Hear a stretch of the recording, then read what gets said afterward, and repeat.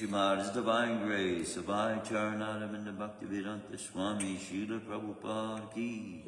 Grantaraj Shrimadbhagavatam ki. Their most merciful Lordship Shri Shriarakunya Bihari ki. Shri Jagannath Shri Balaji Mai Subhadra ki. Shri Nataji Shri Balagopal ki. Shri Shri Gornitai ki. Nitai Go Premanandi. All glories to the assembled devotees. All glories to the assembled devotees. All glories to the assembled devotees. All glories to the Lord of Spirit of Shri Shri Guru and Shri Gauranga. Om Namo Bhagavate Vasudevaya. Om Namo Bhagavate Vasudevaya. Om Namo Bhagavate Vasudevaya. Om Namo Bhagavate Vasudevaya. Om Namo Bhagavate Vasudevaya. Om Namo Bhagavate Vasudevaya. Narayanam Namaskritya Narayanam Namaskritya. Naram Chaiva Narottamam Naram Chaiva Narottamam. Devim Saraswatim Vyasam Devim Saraswatim Vyasam. Tato Jayamudiraye Tato Jayamudiraye. Nasta Prayashu Bhadreshu Nashtaprayeshu Bhadreshu. Nityam Bhagavata Sevaya Nityam Bhagavata Sevaya. Bhagavati Uttama Shloke Bhagavate Uttama Shloke. Bhaktir Bhagavati Naishtaki. Bhaktir Bhagavati Naishtaki. Born in the darkest ignorance, the darkness of ignorance. But by the mercy of the spiritual master, the light of Shrimadbhagavatam has revealed the pathway to the eternal dwelling of the Supreme Personality of Godhead, who is glorified by these glorious scriptures of Shrimadbhagavatam, which we are reading from Canto 1, Chapter 4, text number 35. Chapter 5. Oh, Chapter 5. Chapter 5. Wow, we've jumped ahead significantly. To what verse is it? Chapter 5, verse 1. Okay. Well, somebody must have read a bunch of verses. Just a couple. Okay. Nard's instructions on Shrimadbhagavatam for Vyasadeva. Text 1, Chapter 5, Text 1 of Shrimadbhagavatam, Canto 1. Sutta Sutta Uvacha Uvacha. Sutta Uvacha Sutta Uvacha. Atta Atha Tam Tam Sukham Sukham Asina Asina. Atta Tam Sukham Asina Atha Tam Sukham Asina. Apasinam Upasinam Brihak Brihat Shrabaha Shavaha. Upasinam Brihak Shravana Upasinam Brihat Shavaha. Devarishi Devarshi Praha Praha. Viprasim Viprasim. Devarishi Praha Viprasim Devarshi Praha Viprasim. Vina Vena Pani Pani Smayam Smayan Eva Eva. Vina Pani Smayam Eva Vena Pani Swayan Eva. Sutuvacha Sutta Uvacha. Atatam Sukamasina Athatam Sukhamasina. Upashinam Brihakshava Upasinam Brihat Shavaha. Devarishi Praha Viprasim Devarshi Praha Viprasim. Vina Pani Smayam Eva Vena Pani Swayan Eva.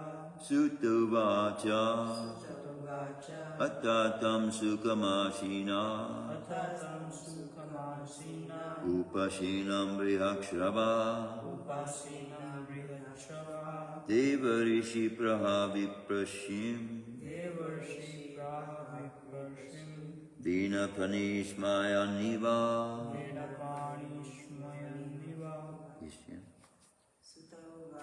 Sutuvacha Atatam Sukamasina Upasinam Brihakshava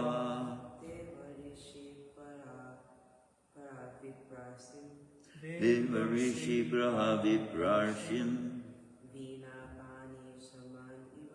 Vina Pani Smayam Eva Sutta Uvacha. Sutuvacha Athatam Sukhamasina. Atatam Sukamasina Upasinam Brihat Shavaha. Upasinam Brihakshava Devarshi Praha Viprashi Devarishi Praha Viprasyam Vina Pani Swayam Niva Vinapani Smayaniva Sutta Sutta Uvacha said Ata therefore Tam him Sukhamasina comfortably seated Upasani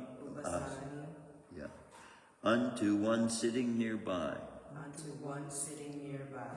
Brihadshrava greatly respected Devarishi the great Rishi among the gods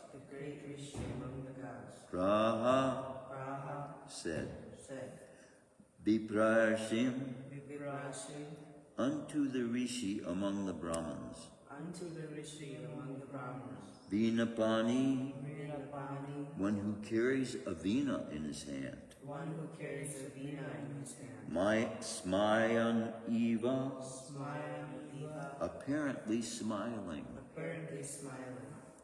Sutavacha atatam sukhamashina upashinam brihakshrava devarishi prahavi prarshim vinapani smayaniva. Translation and purport by His Divine Grace of I Charanaravinda Bhaktivedanta Swami Srila Prabhupada.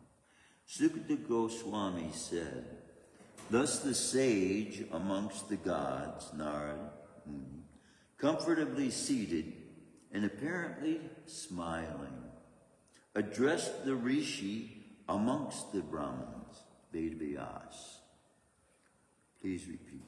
Sutta Goswami said, thus the sage amongst the gods, Narad, comfortably seated and apparently smiling, addressed the rishi amongst the Brahmins, Vedavyas. Sutta Goswami said, thus the sage amongst the gods, Narad Muni, comfortably seated and apparently smiling, addressed the rishi amongst the Brahmins, Vedavyas. Purport by His Divine Grace, Srila Prabhupada. Narad was smiling because he well knew the great sage Vedavyas and the cause of his disappointment. As well as he will explain gradually, Vedavyas' disappointment was due to insufficiency in presenting the science of devotional service. Narad knew the defect, and it was confirmed by the position of Vyas. That's the totality of the verse and the purport. So, Narad, knowing the value of Krishna's pastimes to be known as the means for the development within the consciousness of the human beings, the human race, to understand the nature of the Supreme Person. And so, without doing that, even though he had given the laws and the instructions and the guidance for society to be put into an order, which is why actually Krishna comes to the planet. He establishes the order for society to follow, to be elevated in their consciousness. And I was chanting this morning Gayatri and realizing how so much of the practices we have of Krishna consciousness about the chanting and the meditation portion of it, that when we think about Brahma, we have no other means to be able to think about Brahma except with the mind. So when we think about as well the different levels of the universe, we have but the mind to use to be able to do that. But if we were not connected to Krishna consciousness, our only thought about the universe would be what we see from outside. And we wouldn't even think of imagining another form for it to be than just a bunch of stars, right? And we wouldn't know the end of it and whether there even is an end.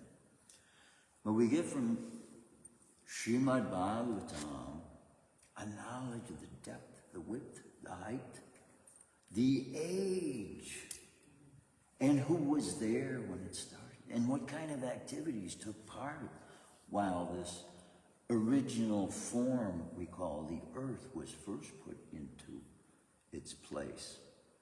And so Narad Muni was there also. Witness of all these activities. So now as a devotee, when we meditate on the universe, when we think about the universe situation, because the first mantra of Gayatri, we are envisioning in our minds the lower, middle, and upper planetary systems, which our mind puts in a very small place, isn't it? Comparison to the size of what it is.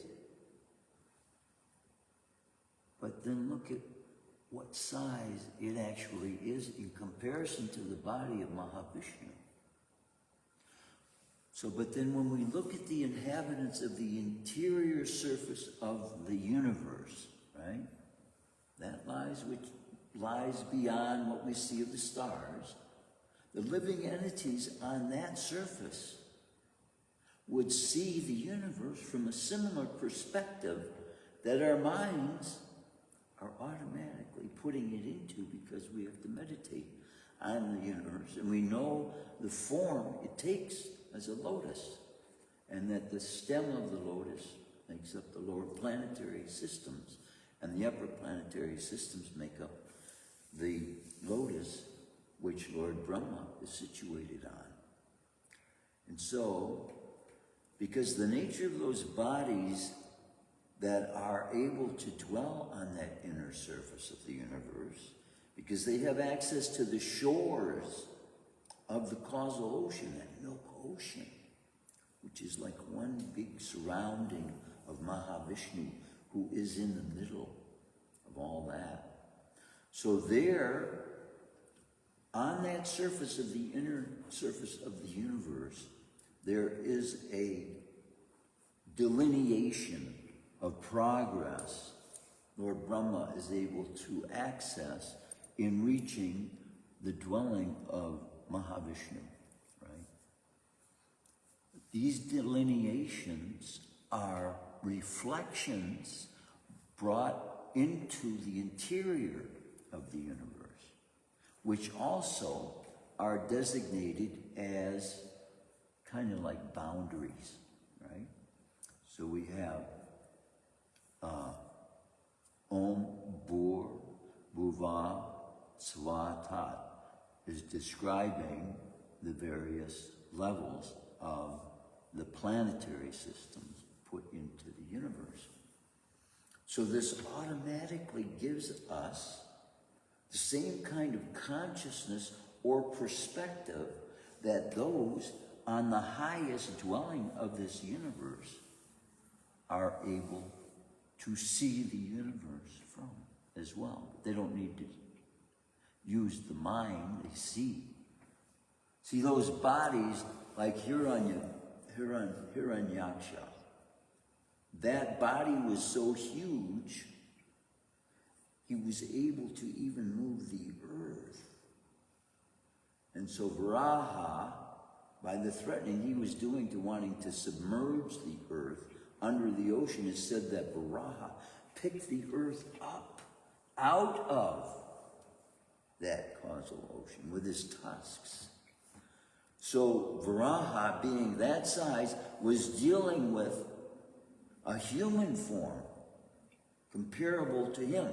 And so this reveals to us the nature of the beings on that inner earth surface. They are huge. When we talk about giants on the earth, we're talking about 10, 15, 20 feet tall, maximum 50 feet tall. But now we're talking about the inner surface of the universe. When these bodies have the ability to make the earth look small, like something they can move. So these living entities have, in a progressive way spiritually, been able to graduate to a body that enables them to have access to that dwelling place, part of the Bhumandal. It's also part of the Bhumandal, which is the space that human beings can dwell within. I am just hoping, I haven't seen the inside of Mayapur. Have you seen that yet? Yes, it's not finished. It's not finished, so. There. You know why this may be? Because see, when I came in '83, we were told we were collecting for, it wasn't the Vedic Planetarium, it was a Temple of Knowledge, the Temple of Knowledge, which would be built in Sridham Mayapur. That went on for years and years. Then the big fall downs. Then we find out that bank accounts of gurus having millions of dollars in them were the cause of why so much building was not going on as possibly could have been done. But now, there's a waiting because they have to get it right. This thing is a representation of Srila Prabhupada's institution to the world of what the universe looks like. And if we don't get it right, it's not something we can make up for. You know, we're making it a definite statement to the world that Krishna is a supreme person from whose body everything came, who is giving a description of how everything is, and now we have to replicate it in such a way that it's actually presented to follow in Srila Prabhupada's footsteps as it is. So uniquely. You see, even I'm reading, this purport is only one paragraph long, but even with that, it is contributing to the verse that is only one sentence long. So Srila Prabhupada's contribution by his explanations should have been recognized.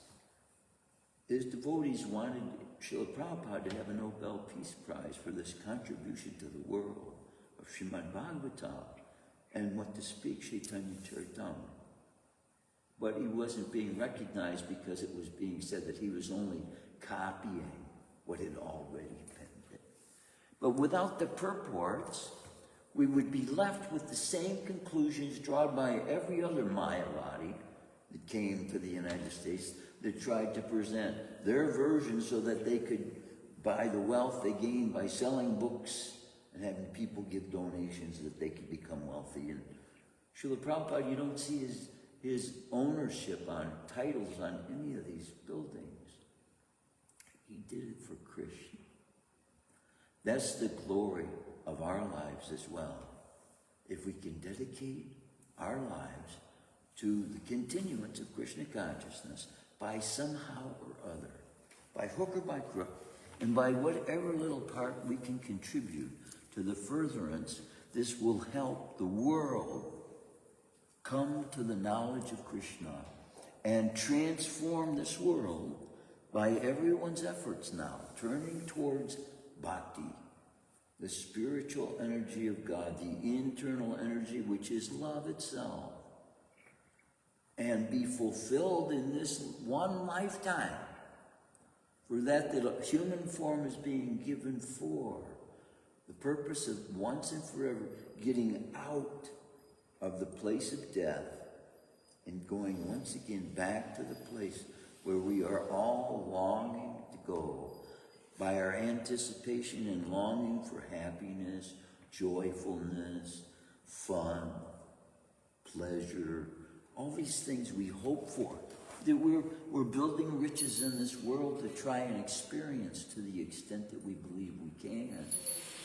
Which, Jai Shishigana Sundari Hari, Jai Jagannath, Jai Baladev, Jai Subhadra, Jai, which will only in completeness be satisfied when we know the eternalness of that supreme dwelling Vaikuntha, where there is no anxiety, There is no death. There is no birth. There is no old age. There is no disease. And Krishna is giving us, by every time he comes to the earth, he's coming for those living entities who have left his eternal dwelling to try and find some other pleasure elsewhere, outside the neighborhood of eternity. We go looking for pleasures elsewhere. And so Krishna comes time and time again. And now we're at the point of being able to be in such a opportune situation that it was only just a little more than 500 years ago, he came in this most divine, most merciful form of Chaitanya, the golden avatar of all time. Because, just imagine, if you're going to correct a child who has committed a very minor offense, it might just take a few words of correction, right? So as children of the world, as the populations of the world increase, offenses increase and increase and increase every age. So imagine from the beginning of time, what is it, about 175 trillion years ago, right? There was somewhat of a separation from Krishna's eternal dwelling, manifesting in this universe of the souls that wanted to come here to enjoy. And so that endeavor for enjoyment by all the living entities that would manifest in this universe, generation after generation after generation, the building up of, how can we say, attitude towards God, against God's teachings. They build up more and more and more. So what would originally require a sentence or two to correct, now Krishna has to come personally and give volumes and volumes and volumes of teachings to us in order to correct us,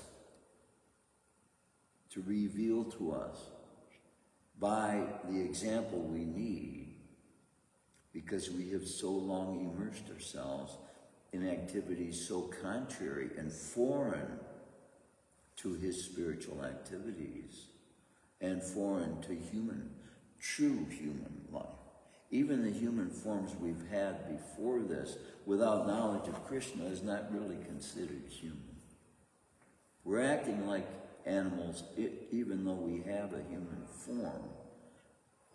The consciousness that is leading us, or the desire that is pulling us to take on activities of animals in the human form, will bring us to those animal bodies again, which is why we're being instructed. We don't eat, kill. We don't have to kill. Forms of life that have family, forms of life that have pain, forms of life that can taste and see and hear and reason. We don't have to stop their progress. And those living entities whose bodies are made specifically for the benefit of mankind, those foodstuffs that we take and offer to Krishna now, rather than us being indebted to them for sacrificing their lives or giving their lives in the form they've taken, because that seed has come to a place where it wants to give itself. The nature of those forms of life, just like there are Kamadhenu cows, there are, what are they called? Trees in the spiritual world, Kalpavriksha trees, that can provide any kind of fruit, even desires. They're called desire trees, right? Kalpavriksha. They can satisfy any desires you ask for. These are inhabited by souls who have developed the desire to want to give to those who want to serve the supreme purpose. So all of those on the pathway to benefiting human life, when that human life is engaged in the energy of the Supreme Personality of Godhead, then they are also getting the benefit that they wouldn't get otherwise. Just as the earth takes pleasure in the devotees of the Supreme Person, taking her fruits and then benefiting all of those seeds those fruits have come from, for them to be able to get a more elevated birth as well. So Krishna doesn't limit human beings to the ones that gain from offerings to him, because he is unlimited. Every aspect of Krishna's personality, you would say, is an unlimited revelation of what it is he's revealing. When he's revealing happiness for his devotees, it's a happiness that he gives them. By his being pleased, then he makes the devotee feel that pleasure as well. And sometimes when a devotee has to suffer pain due to the fact that he's engaged in service, Krishna takes it upon himself. Haridas Thakur was beat in like 22 places. They were trying to kill him. They had instructions to kill him. When he found that out, then he felt sorry for them. They were going to be punished because they couldn't make him die. So he went in the water and pretended to be dead. So there's a pastime. And it reveals how that he wasn't feeling the pain of it. And Krishna gave him the ability, which Krishna is, to be able to continue chanting. And here these Muslims are, beating him, and then realizing, what in the world? Where's this guy getting this power from? To continue enduring this whipping, and still he's singing names of God. So what an example he set for them. This is how a devotee in his life, no matter what it is he's brought to, the perfection of his life reveals to those around him, even though they may think of him as their enemy at first. By his example that he sets, they become amazed, in some cases, overwhelmed, and then themselves want to dedicate their lives to the same cause. So we can know, just by taking up this cause of Krishna consciousness, wanting to do everything we can to get these books out. Every morning, when I first stayed back at the temple, I had the desire to do deity worship. Because living in a van, these devotees who are going out distributing books, they're sacrificing everything, you know. When they live in a van, I live with 3 other devotees in a van. We ate in the van, we slept in the van. We got our books from the van, and that was our house. And it was ecstatic because we had to get along with each other, but not only that, we loved each other too. We were all serving the same cause. We'd have Mangal Arati together in the van. I beat on an oatmeal box for a drum. We had a set of cartel, and we weren't singing in tune all the time. Not all of us could sing that well. But it was joyous, it was glorious. We were getting the feeling of joyousness because we knew we were engaged in the thing that was making Srila Prabhupada the happiest. It's distributing his books. So when I got back, and when I got to the point where I couldn't live under those circumstances anymore. I was 36 years old at that time, and still thoughts about, you know, responsibilities, having to raise a family and these kinds of things still going through my mind. Somehow I have to get back to some form of normalcy. So I made a request to want to serve the deities in the temple. And I talked with, Temple President Vichitaviri at that time, must have been for about 2 hours. Because see, temple authorities all shared the same idea. Book distribution was what the temple was for. Drawing people to the temple by the books, then people get to see Krishna, and then they go back to God in that way. So every morning, before reading, as you may know, when I do the reading, I have the request, is there any book distribution scores? Because every morning, there was, most of the devotees that were doing books, they weren't in the temple in the morning, they were out doing books. That was a 24-hour day. You were going from this state to this event to that event. You didn't live in the temple.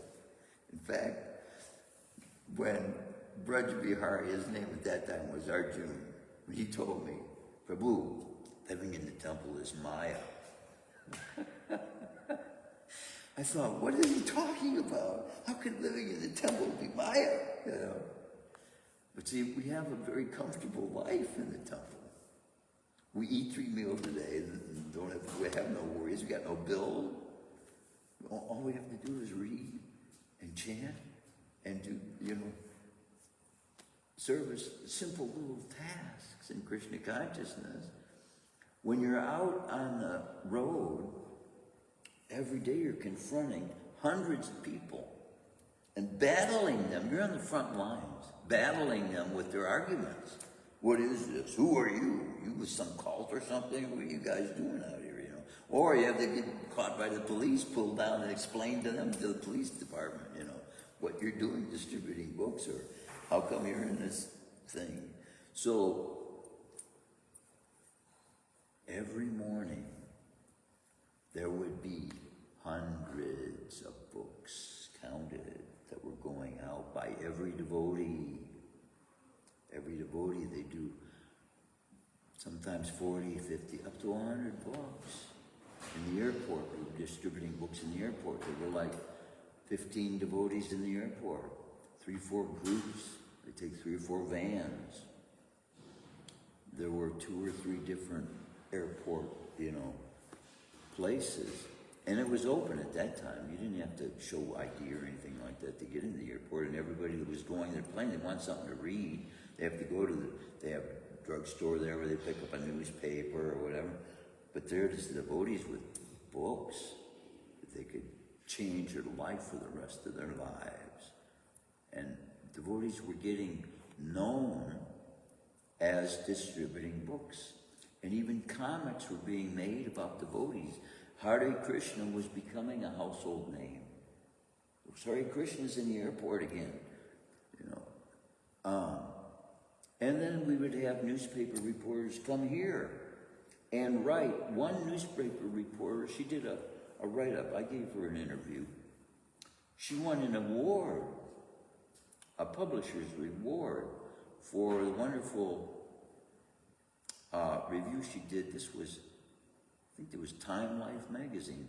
Apurva Prabhu was on the cover even, with his child in a backpack on his back.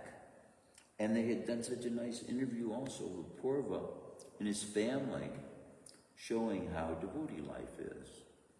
And in our interview, we showed, how we viewed God, Krishna. And at that time, we had tours going through here. The first 6 months, the temple was open for tours. 75,000 people viewed this temple and saw the introduction to Krishna consciousness. See, 4 different kinds of people are attracted to Krishna. Some of them are looking for opulence. So people were attracted to this building as something to view and maybe put in their mind a different viewpoint of maybe the kind of house they'd like to live in or something. Some people were interested in the architectural designing in the house and all kinds of things like that, which was all done by Krishna.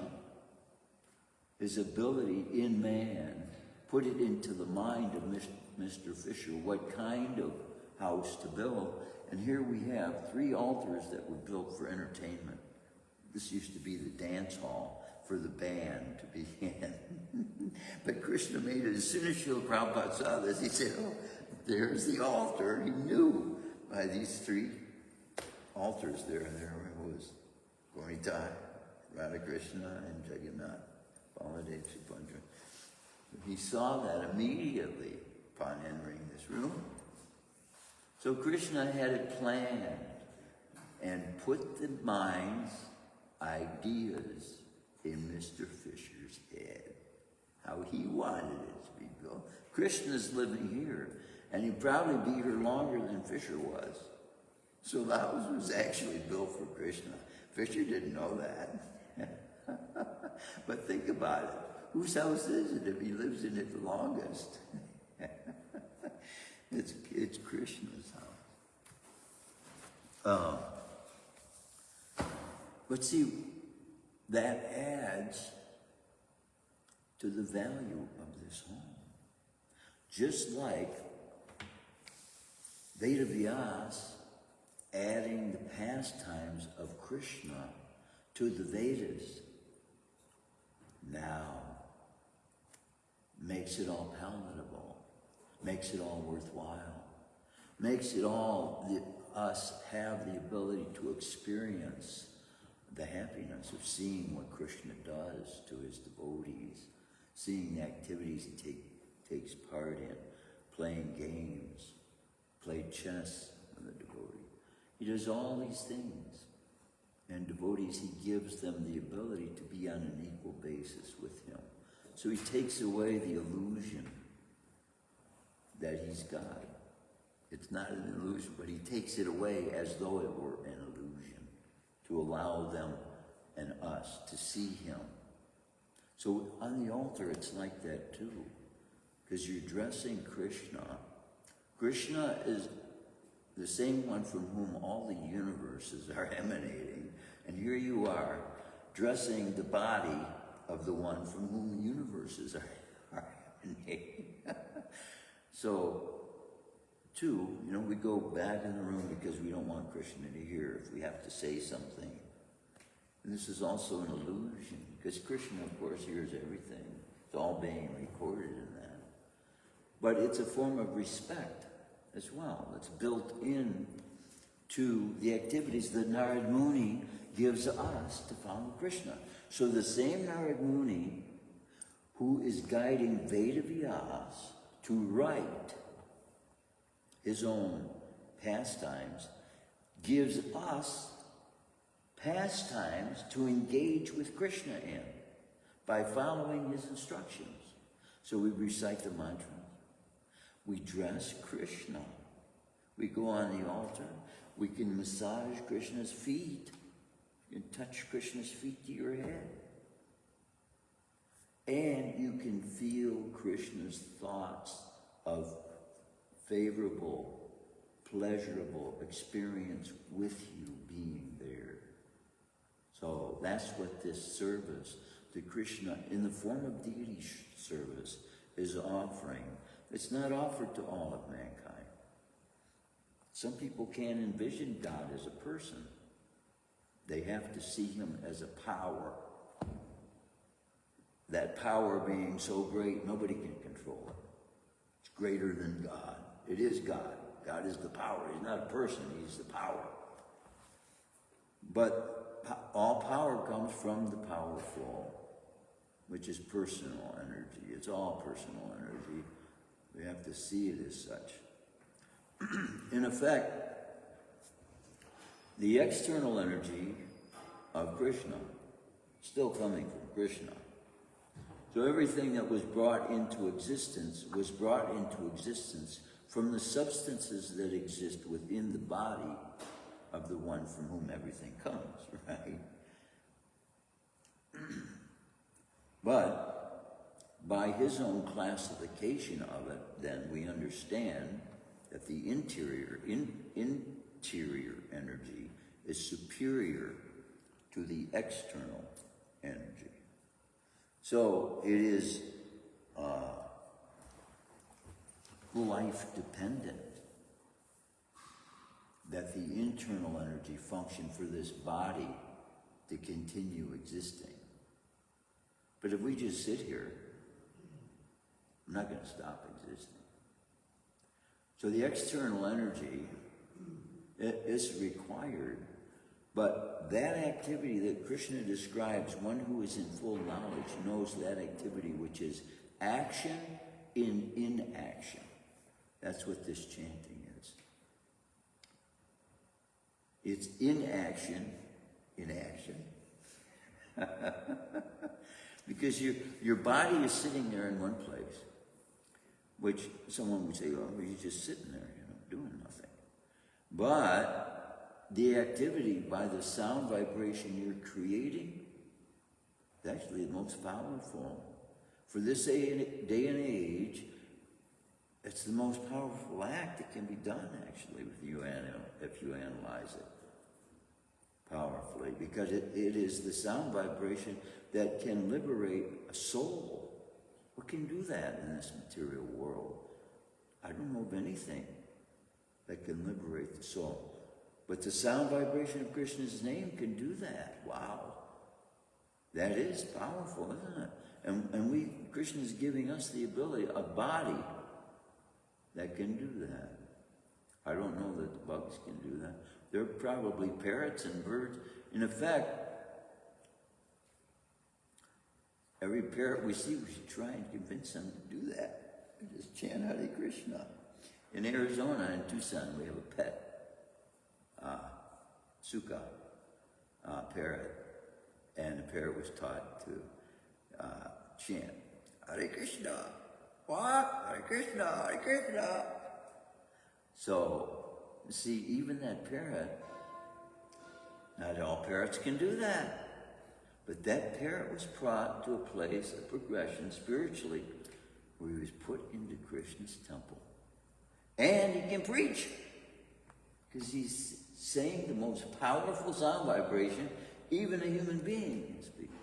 So Krishna can take a parrot and put him in the position of human being to give him as much ability by the recitation of his name, because it's the name that has the power. It's the name that is the power, no matter how it's created. Of course, we could analyze.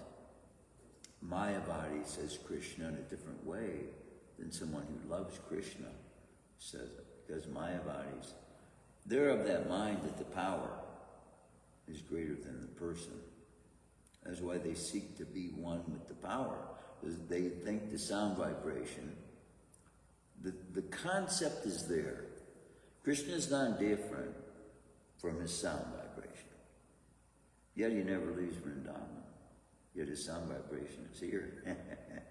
So there's differences. This is a profound most that I believe is teaching of Lord Chaitanya is this Achinta Bheda Abheda Tattva. Simultaneously one with and different from. And not only different from, but completely aloof from the effects of and from totally. The material energy, Krishna is totally aloof from it. So that's what he's calling us to be able to become as well, aloof. But we can't become aloof if we're attached. Those are two completely opposite things. If we're attached to the external energy, then we have the external energy to experience. If we're attached to the internal energy, then we will experience that pleasure of Krishna's own.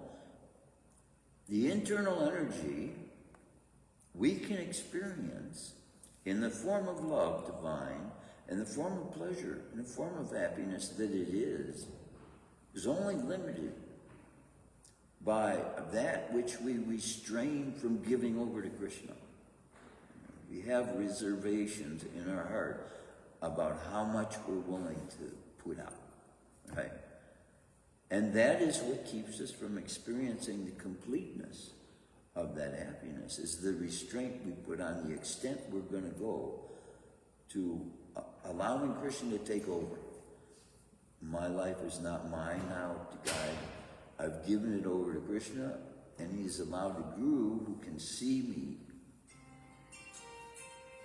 as giving me guidance from Krishna, what would be best for me to do. And in following that instruction, he said to me personally, continue serving the deities the way you have been, and your life will be perfect then. And I really believe, because I still had questions until I took full initiation again, after my so-called guru the first time. I don't want to call him guru. If a person's not qualified to be a guru, we shouldn't call him guru, isn't it? Somebody's a doctor, you call them a doctor, they're not a doctor, and then somebody goes to get cured by him and they die. It's not a doctor. So similarly, guru gives us eternal connection with Krishna. And by his advice, and by following his advice, then we have connection with Krishna and eternal relationship that Guru has. So that's how we can give relationship to others, is we have relationship. And the more we have of it, the sweeter it gets. It's the glorious secret. People think following God is some chore, some difficult way of life. But it's the easiest route I have seen. I've tried them all. I could say, I haven't gone to institutions enough to gain a master's degree, but I see all their lives. I've been friends with masters, people who, there's lives, not anymore, as far as I can see. There are as many people having master's degrees committing suicide as any other profession. In fact, as far as I know, it was at one point that psychiatrists and psychologists both had the highest forms of suicide. These are the people that society appoints as the ones most able to give people who are distressed in life hope, right? And yet, by taking the burdens of others upon themselves and not being able to carry the weight, this is what karma is. They don't know they're put in a position to carry other people's karma. If you're a doctor, you're trying to change somebody else's karma, trying to make it better than what they deserve, isn't it? So, without giving people God consciousness, the cure will only be partial. Because then they'll go back doing the same activities that caused this stuff to begin with. And then they're right back to step one again. So this is why Krishna consciousness, Krishna's pastimes, and knowing about that, and that he's sharing his body with us, and that he's all powerful and can conquer everything, then that gives full relief to the material energy. So that we know, even we may be suffering bodily misfunction somehow, still the eternal energy is what we are made of, and we will continue after this body is completely used up. Use a tube of toothpaste, right? Some devotees have powder toothpaste. When you got a tube of toothpaste, if you know, and you've been using toothpaste long enough, in order to get all the toothpaste out, you got to squeeze it to the last drop, because there's a lot of stuff in there. You keep thinking it's the last, you squeeze it again. No, there's another one in there, you squeeze it again. So this life is like that. We can get the last drop out of it. To serve Krishna, we serve Krishna. We eat the best food. If you're in the temple, you're breathing the oxygen that's been made by offerings to Krishna. Then we have Tulsi Maharani, who is giving the oxygen that we can breathe from her, which is the most supreme, as far as I know. The oxygen that comes out of Krishna, out of Tulsi Maharani's own breathing process, is the most healthful. In fact, see, we could build a healing room for people, because this oxygen that we take in can be of a healing effect on people's bodies. Why they're complaining so much about the effects of exhaust from cars and the burning of petroleum is because we take that in our breath. And it has a different effect on us than it would if we take in healthy, rejuvenating breath into our bodies. And that's how Krishna gave breath. By his breath, everything was brought in, every life form was brought into existence. But he gave some life forms. See, his breath has completeness. But he gave some life forms a little bit of this, a little bit of that, a little bit of that one. The lilac smells like this, the rose smells like that, the carnation smells like that. But it's all coming from a source that is the combination of all. So we could build a healing that has roses, that has, different flowers that are of a healing nature. Someone just goes in there and chants 15, 20 minutes, an hour, 2 hours. The rejuvenation that their body gets from the type of air exuberated by the plant, the life form that was given the ability to do that by Krishna to give us. Now, I would suggest we do that, of course. We should use those flowers that are offered to Krishna. Otherwise, we're committing the offense of that, thinking that that's made for our pleasure. But it's the transformation. Even the breath we breathe can be prasadam. When you offer a flower to Krishna, then he glances upon that flower, and that flower becomes prasadam too. What is using the flower then is the nose. So even the nose is intaking prasadam.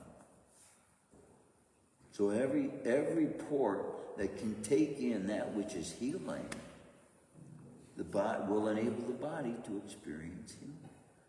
We breathe in the healing breath of Krishna in part. The lilac has part, the rose has part, the carnation has part. We get them all. When we breathe in the temple, Narad Muni says, same Narad Muni, giving Sri Vedavyas the instructions on how to think. This is what these instructions are, the way we should think. You come in the temple and you smell that smell. That's Krishna's body. That's what Krishna's body smells like. Can you imagine? That's what Narad Muni says.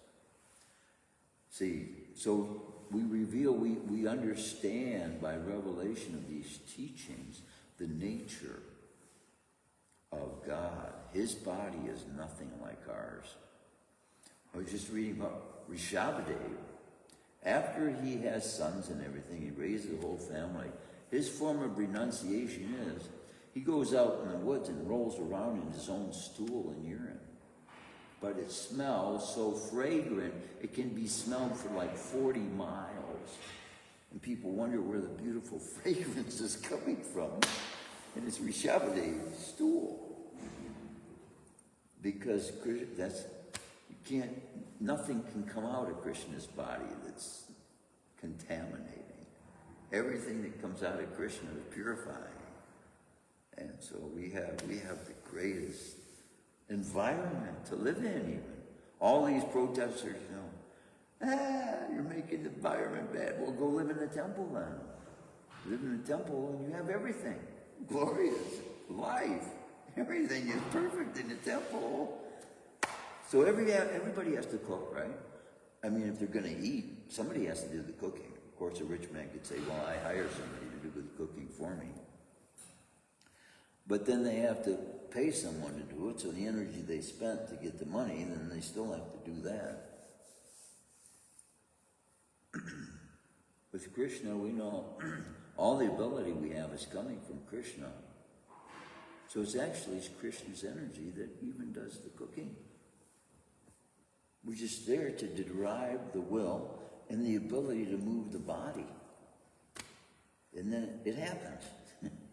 And if we follow the instructions, it happens right. If we don't, then we fail. But even in failure, when we fall down, we just pick ourselves up. But I tried that with we used to have peacocks here, right? And we had mother hens, and we had male peacocks. I saw the mother hen taking her baby and forcing it under, taking her beak, pushing its head under the water, trying to kill it. So I went over to the mother and I took a big clump of mud and I threw it like I was attacking a bull. Immediately she took to protecting it. She changed her mood immediately to want to protect her child now from me. And I saw the change it made in her. So then I scared them out of the pond. They went into a bush. She starts killing the baby again. So I went over there and threw a rock this time, just a couple of inches away from the mother. Then again, she gets protective, you know. That one, she got so protective, then she left the baby alone for the rest of the day. But the next day, I go in, I find the baby itself drowning itself in the water. So, what will happen, I see, in nature, is that there is a wisdom in the mother that it has to know whether the child is born of proper purpose. Sometimes mothers will kill their own babies in the wild. But if left to itself, then too, the baby ends up destroying itself. So the mother does it for it. That's what I witnessed. Some mother birds will kick their babies right out of the nest, and the rest of the babies stay. That happens too. Even as I'm talking, there's babies falling out of nests. The progress in spiritual life takes many lifetimes, is the point. And what we see as an end is another step in the progress towards perfection even. So we shouldn't be so sad about death and dying, even if they have to go to hell. Because hell is a purging of sinful activities that the end result of will allow them to be born again into another body, but purged of the desire, because when their minds get so intently absorbed in the pain they're going through, they can't think of causing pain to other living entities, isn't it? If you're suffering so much yourself, you don't have the ability to desire someone else to suffer. This is me, I got to worry about what my suffering is. So that is how the purging works. And so once the person dies, it's actually a step towards perfection. People getting dementia, Alzheimer's, their slate's being wiped clean. Yet it's being looked at as a disaster, right, to the living entity. But we don't have the proper perspectives on why these things are happening to us. We're being prepared for the next situation. And unless we have the vision to see that, we won't know what's going on. And we feel bad. But it is the soul's desire being fulfilled. So people will suffer at the end of their life. The only relief for the pain at the end of life, when the body is used, is death. The only means of being relieved from the connection to the body is being removed from the body, which is what we call death. But being removed from the body is not the end. It's the next stage of development towards perfection. And that's where Beta Vyasa is giving us the knowledge of what that perfection would be. By his writings, then, we can attain that perfection at the end of this life and not have to be born again. Any questions from comments? Shrimadbhagavatam ki jai, Srila Prabhupada ki jai.